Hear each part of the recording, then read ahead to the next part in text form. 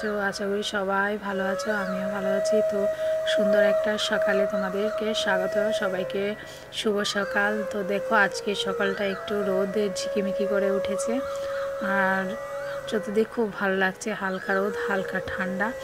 আর চলো সামনের দিকে এখন যাই, এটা তো পেছনের দিক, সামনের দিক সূর্য মামা দেখো উঁকি মেরে ও একদম গাছের উপরের দিকে উঁকি মেরে তাকিয়ে আছে। তো আজকে একটা ছোট্ট একটা রেসিপি শেয়ার করব।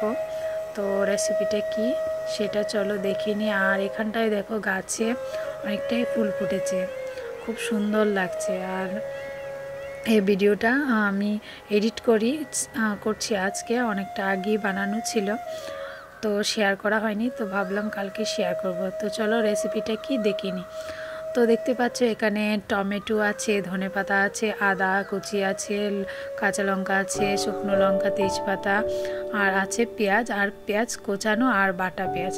তো আজকে হবে কি, তোমরা ভাবছো যে কাঁচা টমেটো দিয়ে কি হবে, তো কাঁচা টমেটো দিয়ে আর আজকে করব টক ঝাল মাছের ঝোল হবে, তৈরি হবে মাছের ঝোল। এই হলো আমার মাছ।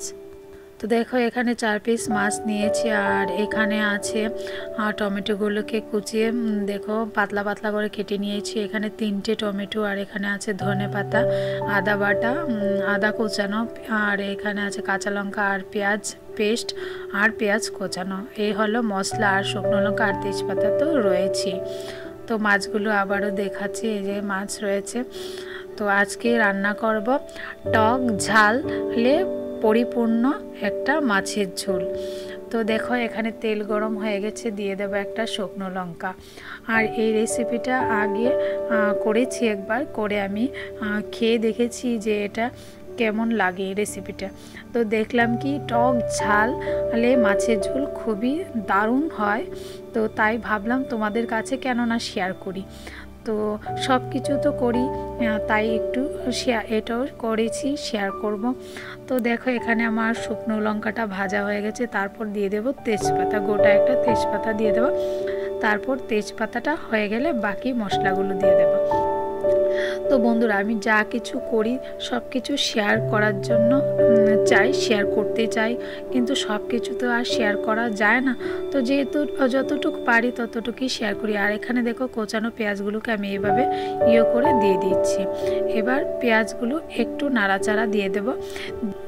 তো দেখো পেঁয়াজগুলো দিয়ে দিয়েছি, পেঁয়াজগুলোকে একটু লাল লাল করে ভেজে নিয়ে দিয়ে দেবো আদা পেস্ট। তো আদাটা দিয়ে আবার একটু ভেজে নেব। তো দেখো এইভাবে রান্না করে খেয়ে দেখবে, অবশ্যই ভালো লাগবে। আর দেখো এখানে দিয়ে দিলাম আদা পেস্ট। প্রতিদিনই নিত্য নতুন কোনো না কোনো কিছু রান্না করার চেষ্টা করে তোমাদের কাছে শেয়ার করতে চাই, কিন্তু প্রতিদিন তো আর হয়ে ওঠে না। তো মাঝে মাঝে যেটা ভালো একটা রান্না হয় সেটাই তোমাদের কাছে শেয়ার করি। তো দেখো এখানে দিয়ে দিলাম কাঁচা লঙ্কা। এখানে 5টা কাঁচা লঙ্কা আমি আস্ত থেকে মাঝখান দিয়ে কেটে নিয়েছি। আর আমরা ঝালটা অল্পই খাই, তোমরা যদি বেশি ঝাল খাও তাহলে বেশি করে লঙ্কা পেস্ট করে দিলে বেশিটা মনে হচ্ছে ঝাল হবে। তো পেস্ট করে দিয়ে দেখবে খুব ভালো লাগবে, মশলাটাও মিশমিশা হয়ে যাবে। আর আমরা তো এইভাবেই লঙ্কা চিড়ে খাই, তো এইভাবেই দিই। তো এখানে দিয়ে দিয়েছি পেঁয়াজ বাটা।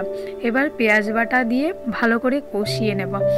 আর জানো তো বন্ধুরা আমি আগে রান্নাটা করে আমরা নিজে ট্রাই করে তারপর খেয়ে দেখলাম খুবই ভালো লাগলো, তাই তোমাদের কাছে শেয়ার করি। কোনো নতুন রান্না তোমাদের কাছে আনার চেষ্টা করি। তো এবার এটাতে নুন দিয়ে দেব। তো দেখো এটাকে ভালো করে আমি ভেজে নিয়েছি। এবার নুন দিয়ে দিয়েছি, নুন দিয়ে একের পর এক মশলা দিয়ে দেব। আর মশলার ভিতরে দেব হলুদ গুঁড়োটা অল্প মাত্রায় দেব, কারণ হলুদটা না বেশি কালার হয়ে যায়। তো বেশি যদি দিই কালারটা বেশি একদম চকচকে হয়ে যায়, তো এত চকচকে হলুদ আমরা খাই না। তো দেখো এখানে অল্প হলুদ দিয়েই আমি রান্না করছি, হলুদটা ভালো আছে তাই এতটা কালার হয়ে যায়, অল্পতেই সেরে যায়। দেখো এখানে ভালো হলুদের কালার হয়েছে। তারপর একের পর এক মশলা, যেমন কি দিয়ে দেব ধনে গুঁড়ো। তো ধনে গুঁড়োটা দেখো আমি অল্প মাত্রায় ধনে গুঁড়োটা নিয়েছি, কারণ আমি ধনে পাতা দেব। তারপর দিয়ে দেব জিরে গুঁড়ো। জিরে গুঁড়ো আমি একটু ধনে গুঁড়ো থেকে একটু বেশি নিয়েছি। তারপর ভালো করে মশলাটাকে কষিয়ে নেব, বলতে এখন তো ভেজে তারপর অল্প মাত্রায় জল দিয়ে ভালো করে কষিয়ে নেব, যতক্ষণ অবধি মশলা থেকে তেল না বেরোবে। জানো বন্ধুরা, যত মশলাটাকে কষাবে ততই মানে সবজিটা খেতে দারুণ হয়। তো দেখো আমি এখানে জল দিয়ে দিচ্ছি। এবার একটু ভালো করে নাড়াচাড়া দিয়ে একটু কষানোর জন্য অপেক্ষা করব। তো এটাকে বারবার নাড়াচাড়া দেব যতক্ষণ অবধি এটা ভালো করে না কষে যায়, মশলা থেকে তেল না বেরোয়, ততক্ষণ অবধি আমাকে অপেক্ষা করতে হবে। তো দেখো জলটা শুকিয়ে গেছে, আর তারপর মশলাটা একদম কষে দেখো তেল বেরোচ্ছে।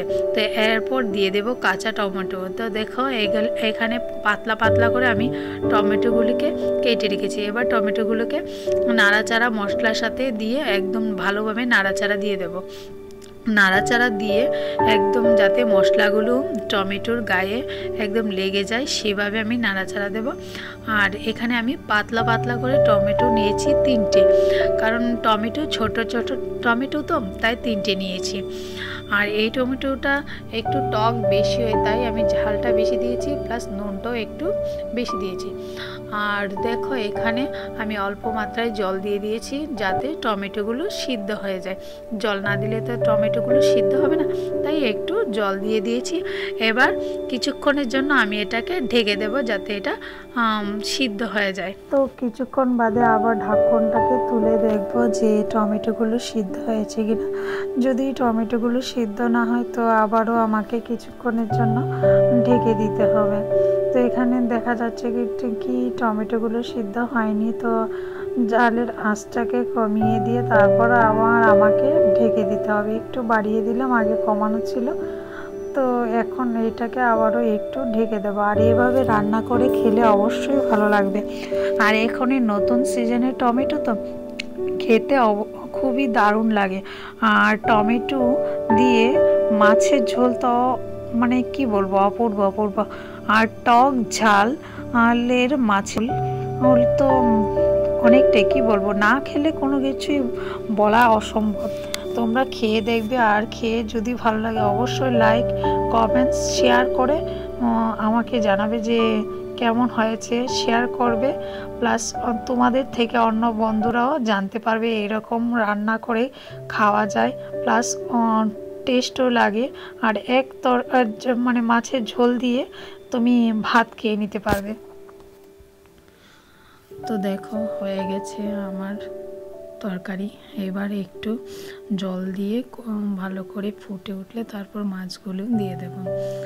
তো এভাবে আমি রান্না করছি আজকে নতুন একটা রেসিপি, টক ঝালে পরিপূর্ণ মাছের ঝোল। তো দেখো এখানে অল্প অল্প করে জল দিয়ে ভালো করে কষিয়ে নেব। তো কষানো হয়ে গেলে তারপর বাকি সবটাই দেব জল। তো এখানে অল্প অল্প করে দিচ্ছি। তো দেখো এখানে পুরোটা জল দিয়ে দিয়েছি। এবার ফুটে উঠবে, ফুটে উঠলে মাছগুলো দিয়ে দেবো। আর এটা শীতের দিনে টমেটো খেতে সবারই ভালো লাগে। আর শীতের দিনে কাঁচা টমেটোর যে কোনো রেসিপি দারুণ দুর্দান্ত লাগে। আর দুপুরে গরম ভাতের সাথে যদি কাঁচা টমেটোর দিয়ে মাছের ঝোল আর তার মাঝখানে ঝাল হয়, তাহলে তো আর কথাই নেই। এক ঝোল দিয়ে তুমি ভাত খেয়ে নিতে পারবে। তো দেখো কথা বলতে বলতে আমি মাছগুলো দিয়ে দেব। তো ফুটে গেছে, মাছগুলো দিয়ে দেব। দিয়ে তারপর কিছুটা সময় রেখে তারপর দিয়ে দেব ধনেপাতা। তো এইভাবে আমি রান্নাটা করেছি। তোমরা অবশ্য বাড়িতে রান্নাটা ট্রাই করে খেয়ে দেখো। খেয়ে দেখলে বুঝবে যে এরকম রান্না খেতে কত না ভালো লাগে। সব সময় একই মাছের ঝোল বা অন্যরকম কিছু ট্রাই করার দরকার। তো একই রকম খাওয়াতে কিছুটা অন্যরকম স্পেশাল কিছু খাওয়ার দরকার। তো আমি ভাবি এরকমভাবে যদি মাছের ঝোল রান্না করা হয় তো সবাই খেতে পারবে, যাদের ঝাল খেতে ভালো লাগে, যাদের টক খেতে ভালো লাগে, মাছ দিয়ে এভাবে রান্না করলে তারা তো চেটে পুটে খাবে। ধনিয়া পাতা দিয়ে দিয়েছি, আর এবার কিছুটা ফুটে গেলে নামিয়ে নেব। তো দেখো এখানে মাছের ঝোলটা আমি এরকম করে রেখেছি, তোমরা পারলে আর একটু পাতলা করবে, আমরা যেহেতু কম লোক তাই একটু অল্প করেই রেখেছি। তো এইভাবে আমি আজকে রান্নাটা করলাম। তো কেমন হয়েছে অবশ্যই কমেন্টস করে বলবে, আর লাইক তো অবশ্যই করবে। আর যারা এখনও আমার চ্যানেলটাকে সাবস্ক্রাইব করোনি, প্লিজ আমার চ্যানেলটাকে সাবস্ক্রাইব করে আমার পাশে থাকবে আর বেল আইকনটা বাজিয়ে দেবে, তাহলে কি হবে আমার সবগুলো নোটিফিকেশান তোমাদের কাছে চলে যাবে। তো দেখো তরকারিটা হয়ে গেছে, তো কেমন লেগেছে অবশ্যই বলবে। জন্য ভিডিওটা এখানেই এন্ড করছি। আগামীকাল নতুন একটা ভিডিওর সাথে চলে আসবো তোমাদের সাথে শেয়ার করতে। তা আজকের জন্য এইটুকু, টাটা, বাই বাই। সবাই ভালো থেকো, সুস্থ থেকো, গুড নাইট। সবাইকে ধন্যবাদ আমার ভিডিওটা ফুল ওয়াচ করার জন্য। টাটা।